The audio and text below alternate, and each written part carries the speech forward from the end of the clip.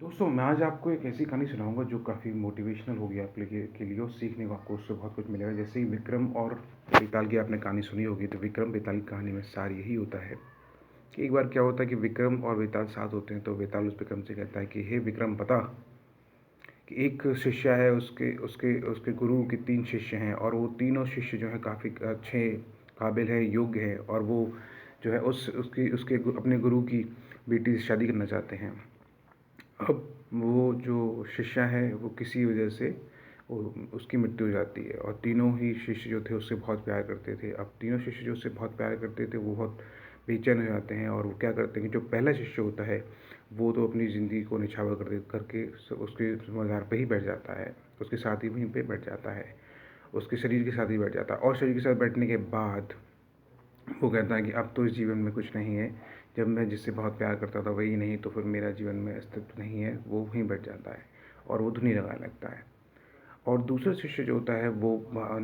फ़कीर बन जाता है और फ़कीर बनने के साथ साथ वो बाहर निकलता है और ऐसे योगी मुनियों को ढूंढता है जिनको जीवन को वापस देने का मंत्र आता था और वो उनको ढूंढने के लिए निकल जाता है।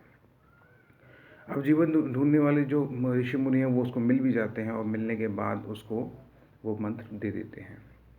अब मंत्र देते जो तीसरा जो शिष्य होता है वो शिष्य रोज़ आता है और उसकी शरीर शरीर और मज़ार पे आके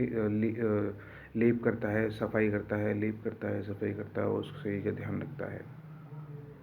अब तात्पर्य ये आता है लास्ट में कि जो मंत्र ढूंढने गया था उसको वो मंत्र मिलने के बाद जब वापस आता है तो वो उस मंत्र से उस कन्या को जीवित कर देता है। अब कन्या इस संकेत संकोच में इस परिप्रेक्ष्य में आ जाती है, इस परोप में आ जाती है कि कैसे मैं इन तीनों में से किससे शादी करूं। तो दोस्तों, आप अगर आपको जवाब पता है तो आप बताएं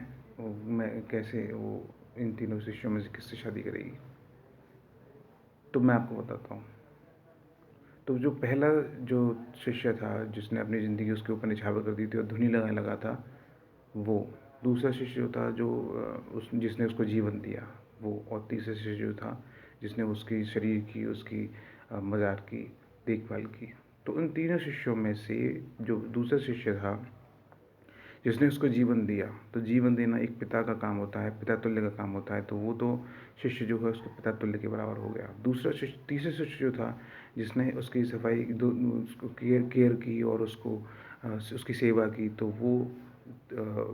बेटे के तुल्य हो गया, उसके पुत्र के समान हो गया। और जो पहला शिष्य था जिसने उसके जीवन को के अंत पर अपना जीवन निछावर कर दिया, वही है उसका असली जिससे वो शिष्य शादी करेगी। तो इस कहानी को कहने का तात्पर्य यही है कि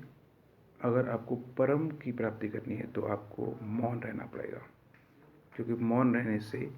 परम की अवश्य प्राप्ति होती है। धन्यवाद।